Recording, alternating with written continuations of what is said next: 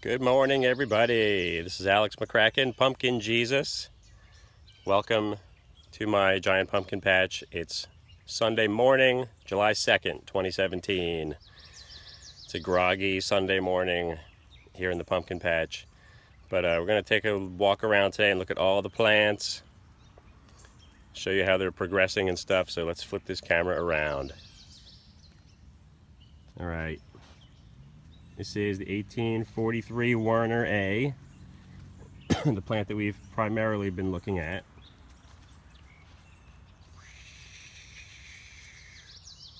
Getting huge. The only reason it's not as filled out over here is because of the groundhog. You can see the side vines that the groundhog ate the ends off of are starting to come back. I'm letting that last tertiary grow. So it's going to become the new side vine. So they're taking a while to develop, so they're a lot shorter than the other ones that did not get eaten. They're really starting to get out there pretty long, but they're actually longer on the other side of the plant. There's one that's nearly 16 feet now. There it is, way out there. You can see when these plants are growing in all directions, they really fill out the space fast. I've actually had to start terminating some side vines in the other dome already. We're going to go look at that in a minute.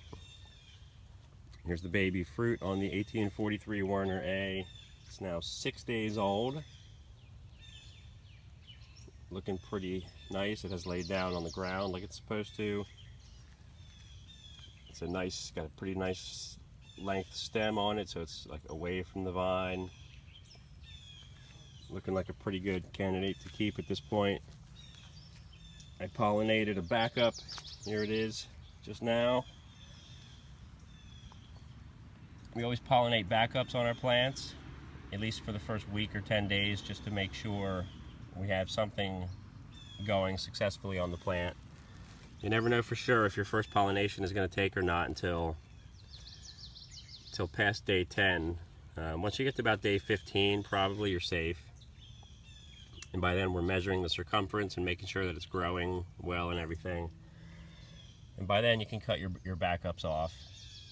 But I pollinated that one this morning. It was a beautiful flower. It's freaking huge. But I'm still going to go with this one as long as it keeps growing. So here's this side vine. Look at this freaking thing.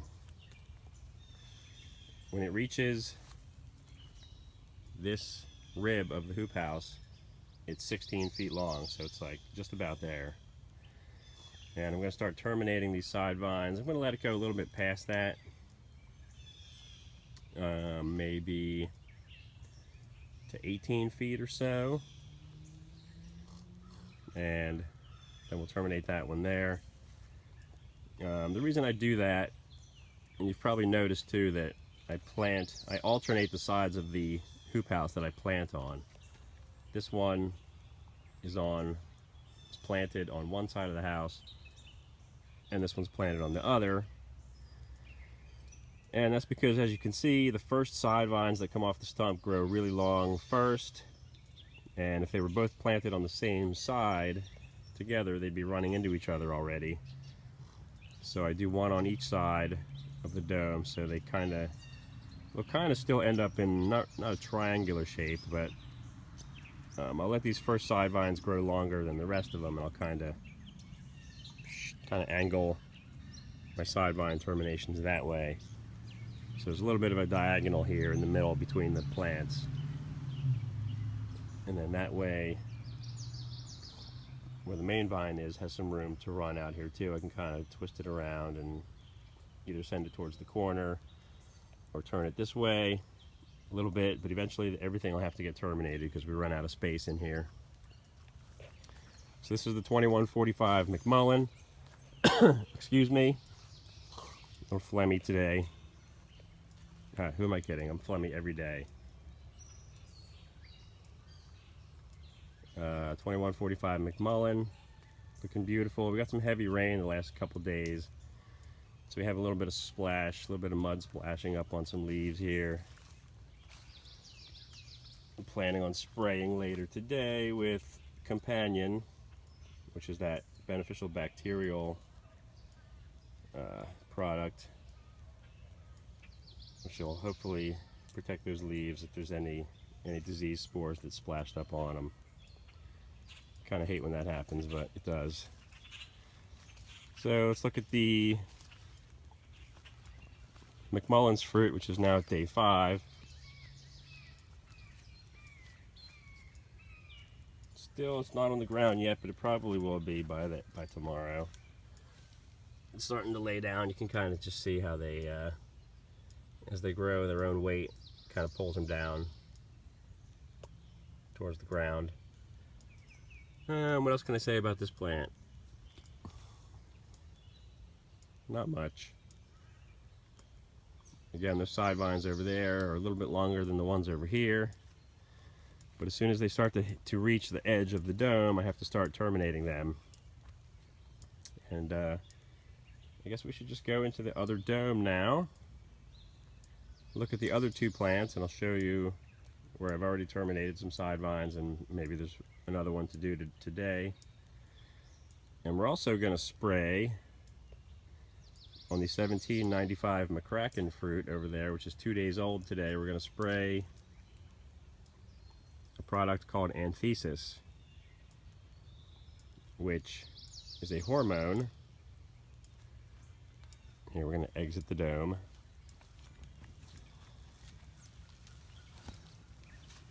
And you just have to duck under the edge of the row cover. Grab my coffee. This is the Anthesis we're going to spray. Yeah, it's a hormone product made by a guy named Matt DeBacco, who's in Connecticut. He's a giant pumpkin grower and a soil scientist. And I kind of have some sympathy for Matt right now because he just posted some pictures to his online grower diary the other day of his plants full of holes from a hailstorm. And that sucks. That's rough.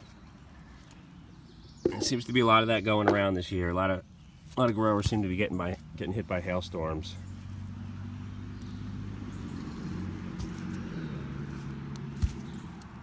There's just not a whole lot you can do when that happens. Some growers who are in Colorado and places where that's fairly common actually have hail netting that they will throw over their plants when storms are coming. Thank God we haven't had a hailstorm here in a long time. I couldn't even tell you the last time we had a big hailstorm during the summer.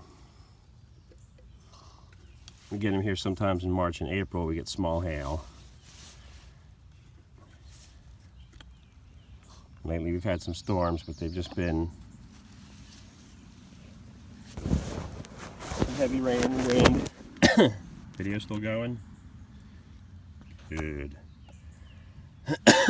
Excuse me. Alright, so this is the 1843 Warner B. It's going to be a backup flower to pollinate down there tomorrow. Here's the young fruit on this plant. This is 4 days old, I think. It's a long one. I like it when they're that shape. The long oval shaped ones like that typically are less stress on the vine, and they don't grow as tall, so they don't pull the vine up off the ground as far when they're growing. So they're usually easier to manage the stress on the vine. Just went through here and weeded a ton yesterday.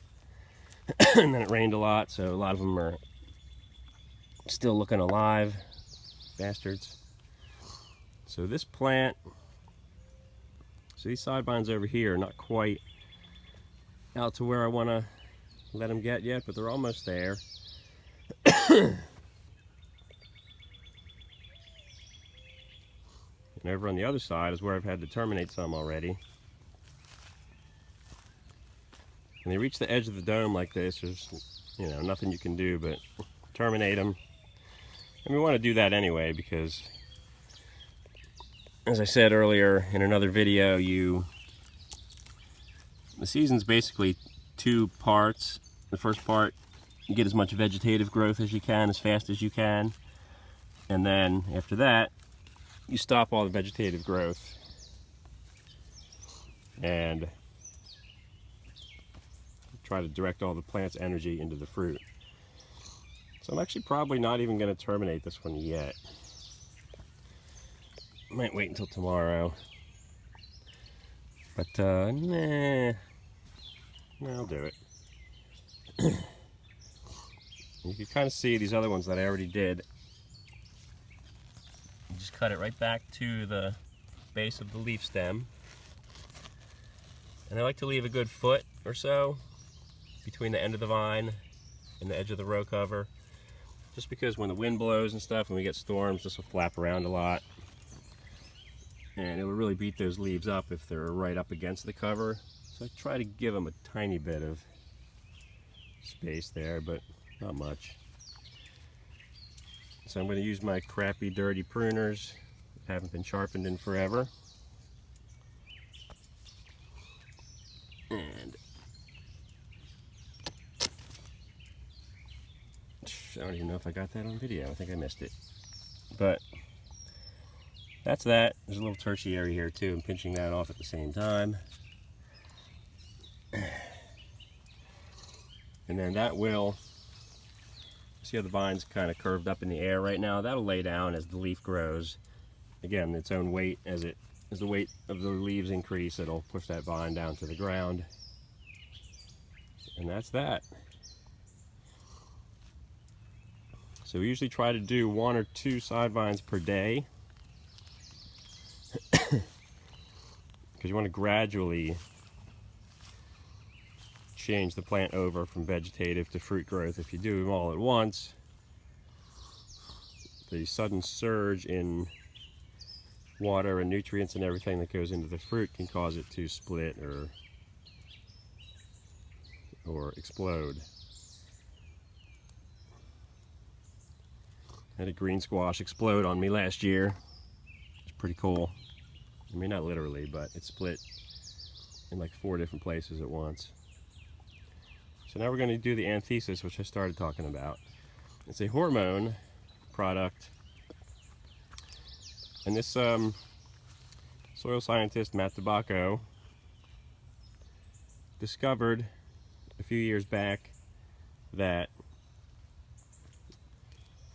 on these giant pumpkin fruit, cell division in the fruit only occurs for about 20 days. And then after that, you have all the rest of the growth of the fruit is solely from cell expansion, which is pretty incredible when you think about it, because probably 80 to 90% of the eventual weight of the pumpkin comes after day 20.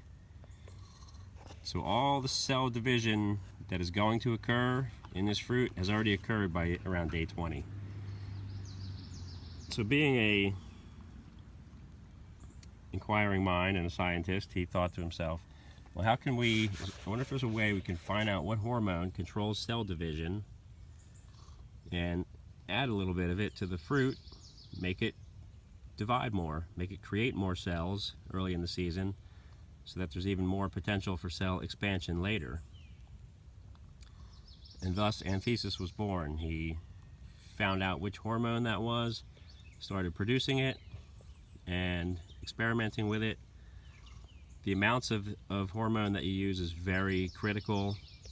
Too much is really bad. So, you know, hormones, too much of any hormone, it's true for humans too, can cause things to go haywire. So he experimented with it, came up with the perfect amount, started distributing it, and I believe that it works. I didn't really have any definitive results the first year I used it because I generally had a bad season that year, but last year I saw the way my 1795 grew late in the season. And that's the thing, you might get less growth actually early for the first 20 days because the cells are just busy dividing and dividing and dividing, and they're not really expanding much yet.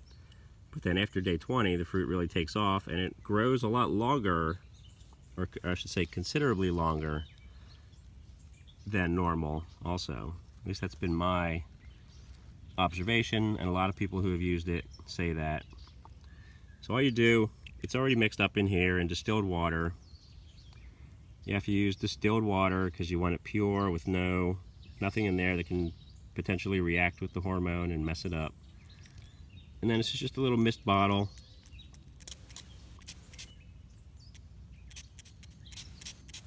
And you just spray it right on the young fruit.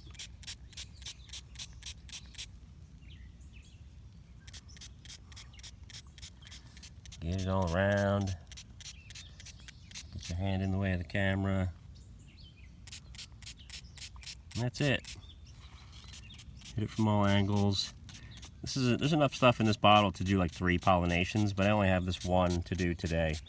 And it's also very important that you use this 2 days after pollination. As close to 48 hours exactly as possible.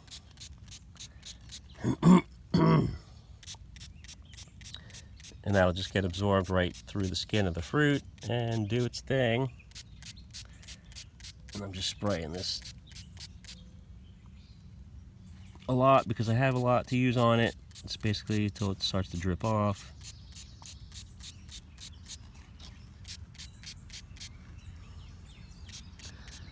Spray some on yourself. And get some more cell division. Or whatever body part you spray it on. So I've heard. Alright, so that's about that. Boy, I used a lot on that. Alright, so that's all we do with the Anthesis product. All 4 of my pumpkins have that now. That's the last one to get Anthesis for this year. That's the 1795 McCracken. Pollinated 2 days ago. And I think we've looked at everything now. What else? The watermelon plant's doing great over here. No pollinations on that yet, but there might be in the coming days. I'm going to try to have one set by next weekend, I hope. Around July 7th or so. That would be cool, 7th or 8th. That's still a week behind last year, but it's alright. They started off slower. Got a lot of male flowers open out here today.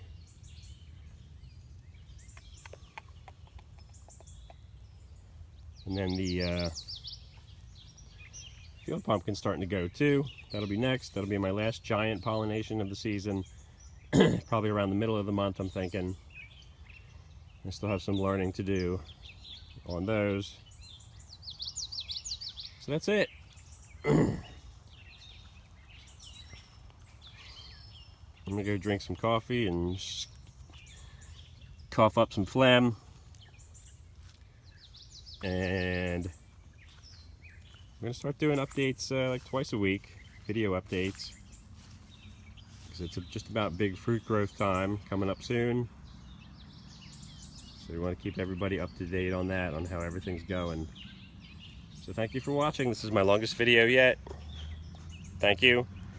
And have an awesome Sunday. I'm Alex McCracken, and we'll see you next time.